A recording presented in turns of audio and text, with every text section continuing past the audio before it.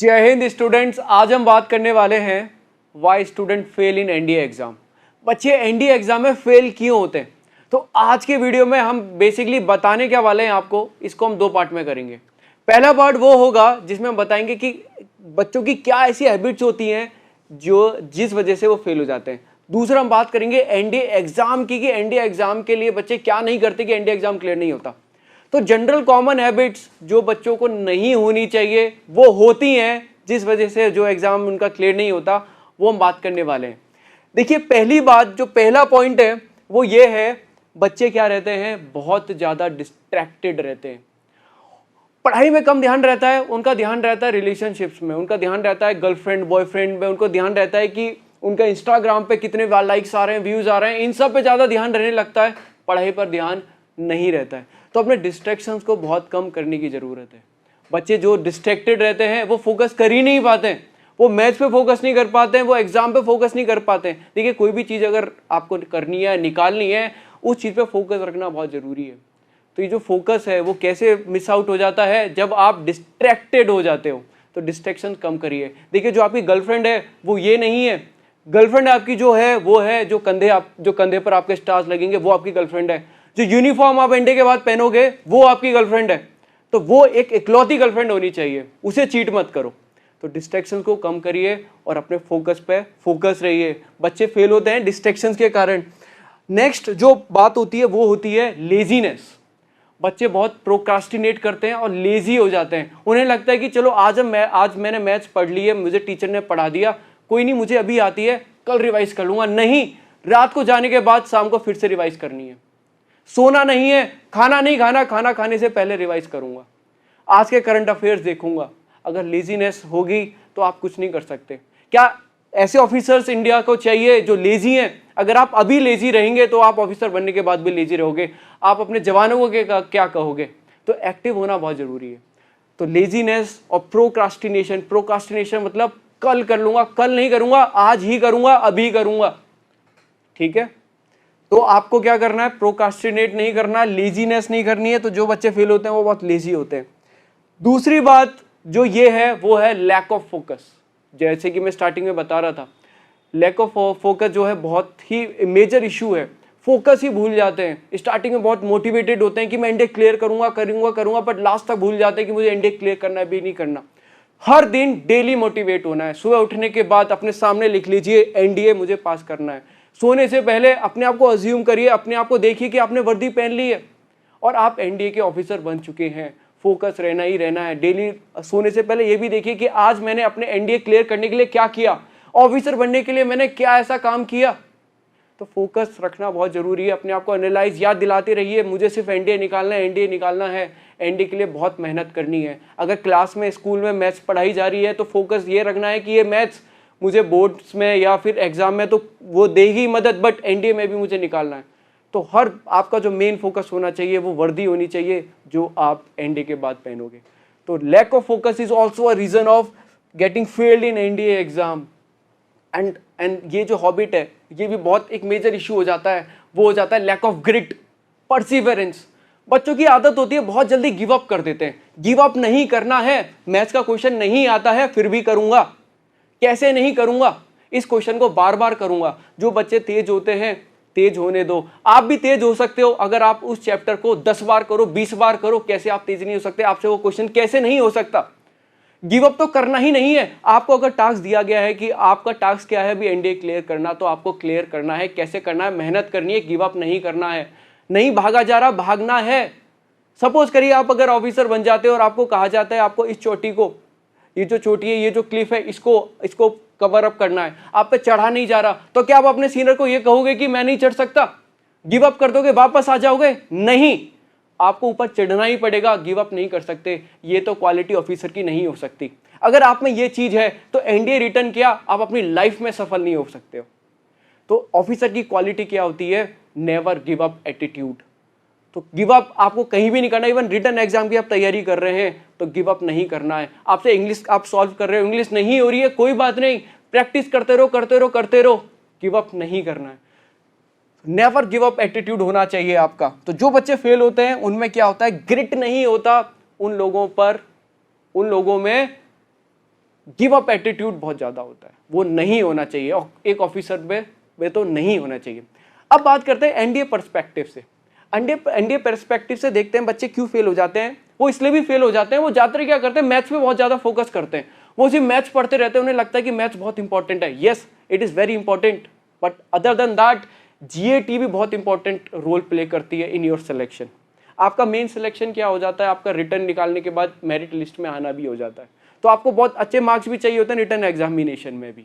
तो आपको क्या करना है, मैथ्स पे तो फोकस करना ही करना है, बट केवल सिर्फ मैथ्स पे ही फोकस नहीं करना, आपको जीएटी पे भी फोकस करना है, इंग्लिश पे फोकस करना है, जीएस वाले सेक्शन पे भी फोकस करना है।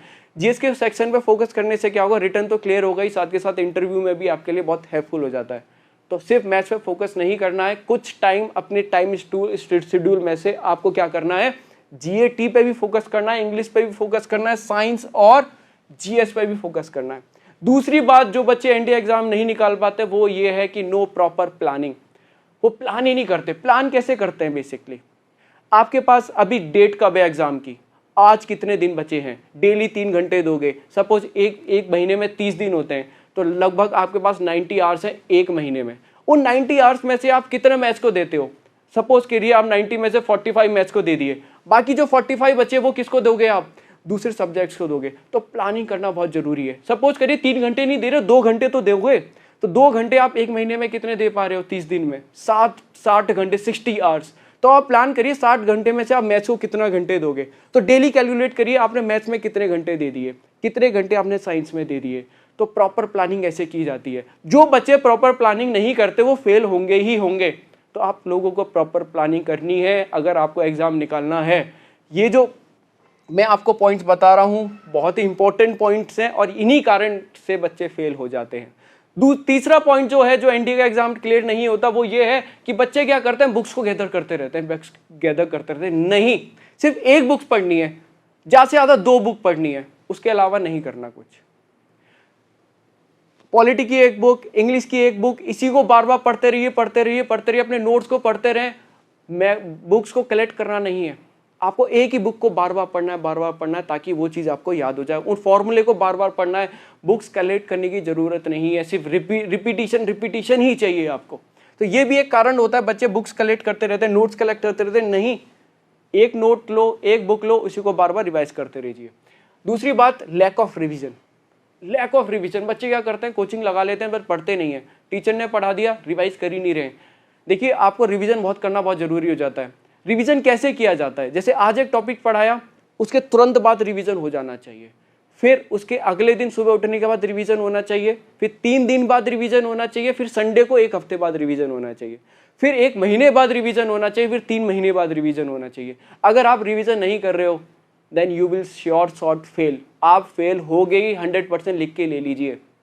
रिवीजन करना बहुत जरूरी है, बुक्स को कम करो, रिवाइज ज़्यादा करो, बार बार रिवाइज ज़्यादा करो, तो बहुत इंपॉर्टेंट हो जाता है रिवीजन। और जो बच्चे रिवाइज नहीं करते वो भूल जाते हैं, लास्ट में एग्जाम में याद करते हैं कि क्या था, वो 2 था कि नहीं था, केमिस्ट्री में Cl2 था कि नहीं था, या सिर्फ Cl था, वो भूल जाते हैं क्योंकि वो रिवाइज नहीं करते। तो रिवाइज करना बहुत जरूरी हो जाता है।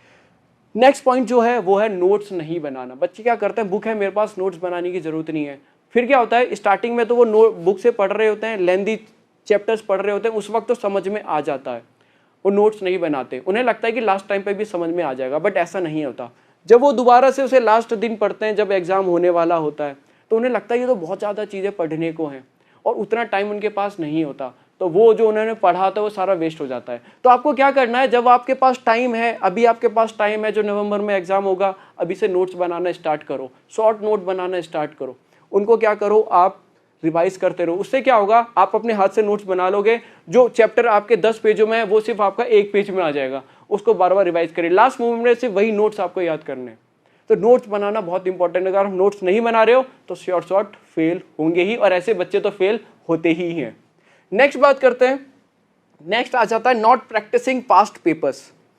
कुछ बच्चे ऐसे होते हैं जो पास्ट पेपर्स को देखते ही नहीं है, सॉल्व पेपर्स को करते ही नहीं है, ये बहुत मेजर फैक्टर है उनके एग्जाम का फेल होने का। क्यों? ऐसे बहुत बच्चे होते हैं, उन्हें लगता है कि हम आईआईटी की तैयारी कर रहे हैं, जेईई की तैयारी कर रहे हैं, हमारी मैथ्स तो अच्छी है, बट ऐसे बच्चे भी फेल हो जाते हैं। क्यों फेल हो जाते हैं? क्योंकि एनडीए का जो पैटर्न है वो बिल्कुल डिफरेंट है जेईई एग्जाम से। तो एनडीए एग्जाम को पैटर्न को समझने के लिए आपको एग्जाम के क्वेश्चंस देखने पड़ेंगे। फॉर एन एग्जाम्पल, अगर जनरल स्टडीज की मैं बात करता हूं, बच्चों को लगता है कि ज्योग्राफी में नॉर्मली क्वेश्चंस पढ़ ले जाएं, नॉर्मल टॉपिक पढ़ ले जाए उससे हो जाएगा। नहीं, इस बार अगर आप पैटर्न देखोगे थोड़ा सा चेंज हुआ है। इस बार इन्होंने ज्योग्राफी में फिजिकल ज्योग्राफी पूछने लगे लैंडस्लाइड होती कैसे है, अर्थक्वेक के कारण क्या है। आपसे ये नहीं पूछा जा रहा कौन सा अर्थक्वेक कहां पर है, कौन सा वॉल्केनो कहां पर है, आपसे कारण पूछे जा रहे हैं। बट ये कैसे पता चलेगा किस टाइप के क्वेश्चंस आ रहे हैं जब तक आप पेपर को सॉल्व नहीं करोगे। तो बच्चे क्या करते हैं, क्वेश्चंस प्रैक्टिस करते ही नहीं है। आपको टॉपिक खत्म करना है, क्वेश्चंस प्रैक्टिस करने हैं, उसके प्रीवियस ईयर क्वेश्चंस भी प्रैक्टिस करने की, इस टॉपिक से किस टाइप के पहले क्वेश्चंस पूछे गए। एग्जाम्पल, 1857 का युद्ध हुआ, तो आपको पता होना चाहिए 1857 एक बहुत इंपॉर्टेंट टॉपिक तो है ही, बट इस टॉपिक में भी यूपीएससी कहां पे फोकस कर रहा है, कैसे पता लगाओगे, जब आप क्या करोगे, प्रीवियस ईयर क्वेश्चंस को सॉल्व करोगे। तो ये तो बहुत मस्ट हो जाता है। तो इन जो मैं आपको बता रहा हूँ ये पॉइंट्स, ये बहुत ही इंपॉर्टेंट पॉइंट है, ऐसे तो करना ही करना है आपको। लास्ट पॉइंट मैं जो कहता हूँ कि बहुत ही इंपॉर्टेंट हो जाता है, वो हो जाता है जो बच्चों को उनको पता ही नहीं होता एग्जाम कैसे देना होता है। बच्चे पढ़ लेते हैं, कुछ बच्चे होते हैं रिवाइज भी कर लेते हैं, बट क्या होता है लास्ट मोमेंट पे पेपर देने जाते हैं, उनसे पेपर ही सॉल्व नहीं होता। इवन हमारे इंस्टीट्यूट की भी एक बच्ची थी, उसने भी क्या किया, लास्ट मोमेंट पे क्या हुआ, उसकी मैथ्स अच्छी थी बट उसने कभी एग्जाम ड्यूरेशन में उसने ऐसे प्रैक्टिस करी नहीं। तो फिर उससे क्या हुआ, फिर वो घबरा गई, उसको पता ही नहीं चला कि उसके क्वेश्चंस हो ही नहीं पाए मैथ्स में, लगभग से 40 क्वेश्चंस कर पाई, जबकि इतनी ब्रिलियंट लड़की थी वो। तो कारण क्या था, उसको पता ही नहीं था कि एग्जाम में पेपर कैसे दिया जाता है। देखिए एग्जाम के देने के तरीके होते हैं, आप पेपर दे रहे हैं उसको 4 राउंड में करना चाहिए। पहले तो पेपर को देखना चाहिए आपको कि किस टाइप के क्वेश्चंस आ रहे हैं। पहले राउंड में तो आपको बस वो क्वेश्चंस करने चाहिए जो फटाफट इन अ जिफी हो जाते हैं, 20-30 सेकंड से ज़्यादा नहीं लगते। फिर दूसरे राउंड में आपको वो जब आप पहले राउंड में जा रहे होते हैं तो कुछ पे आप सर्कल मार्क कर लीजिए कि सेकेंड राउंड में से देखेंगे। तो जब सेकंड राउंड में आएंगे फिर आप क्या करेंगे, उन क्वेश्चंस को देखेंगे जिनमें आप थोड़ी सी डिफिकल्टी है। फिर तीसरे राउंड में, 4 राउंड में, जब तक आपका चौथा राउंड कंप्लीट होगा आपके नंबर ऑफ अटेम्प्ट इंक्रीज हो जाएंगे। आप ये इस टेक्निक को अपनाइए, इससे क्या होगा, आपके जो क्वेश्चन है नंबर ऑफ अटेम्प्ट, अभी आप अगर मैथ्स में 50 क्वेश्चन कर पा रहे हो, जब आप 4 बार रीडिंग कर लोगे आपके 50 से 70 80 क्वेश्चन तक आप पहुंच जाओगे। तो ये बच्चे करते ही नहीं है। और दूसरा क्या है, एक एग्जाम के उसमें प्रेशर में पेपर देना भी बहुत इंपॉर्टेंट हो जाता है। जैसा एग्जाम में हॉल होता है वैसे माहौल का आपको बनाना चाहिए। तो एग्जाम टेक्निक्स को सीखना बहुत जरूरी होता है। कैसे होंगी, पास्ट पेपर्स करने हैं, और जब पेपर करीब आने लगता है तो उसी टाइम ड्यूरेशन में उसी टेक्निक से वैसे ही बैठना चाहिए आपको और पेपर देना चाहिए। ठीक है, ओके। तो आई होप ये चीजें आपको समझ में आ गई होंगी। पहले पार्ट में हमने देखा कैसी हैबिट्स बच्चों में नहीं होनी चाहिए जिस वजह से फेल होते हैं। दूसरे में हमने देखा कि एनडीए एग्जाम में बच्चे क्यों फेल होते हैं। आप अगर मेहनती हो, अगर आप इन चीज़ को नहीं कर रहे हो तो आप फेल डेफिनेटली होंगे ही। तो प्लीज़ आप लोगों से हाथ जोड़ के विनती है कि इन चीज़ों को नज़रअंदाज ना करें, इन पर आप मेहनत करते रहिए, कंसिस्टेंसी लाइए, निरंतरता लाइए। देखिए रोनाल्डो अगर फुटबॉल का इतना बड़ा प्लेयर बना है, वो कैसे बना है, देखिए प्रैक्टिस करना किसी को अच्छा नहीं लगता, मेहनत करना किसी को अच्छा नहीं लगता, बट वो रोनाल्डो तभी बना है जो वो मेहनत कर रहा है, वो बोरिंग चीज को भी बार बार कर रहा है, बार बार कर रहा है। नॉर्मली स्टूडेंट स्टार्टिंग में बहुत मोटिवेटेड होते हैं, लास्ट तक बहुत शांत हो जाते हैं, बट नहीं, क्योंकि उन्हें लगता है कि अब उन्हें चीजें आ गई हैं, वो चीजें बोरिंग हो चुकी हैं। बट जब तक आप बोरिंग चीज को भी बार बार नहीं करोगे तब तक आपका एग्जाम क्लियर नहीं हो सकता, कोई भी चीज नहीं हो सकती। तो बोरिंग चीज को करना स्टार्ट कर दीजिए और भूलिए मत, आपका मेन मकसद है यूनिफॉर्म पहनना, एनडीए का एग्जाम क्लियर करना। ठीक है, बाकी आपसे अगर कोई भी क्वेरी होती है, कुछ भी होता है, आप हमें कमेंट बॉक्स में बताइए। ये वीडियो कैसा लगा तो कमेंट बॉक्स में बताइए। आपसे हम नेक्स्ट वीडियो में मिलते हैं। जय हिंद, जय भारत।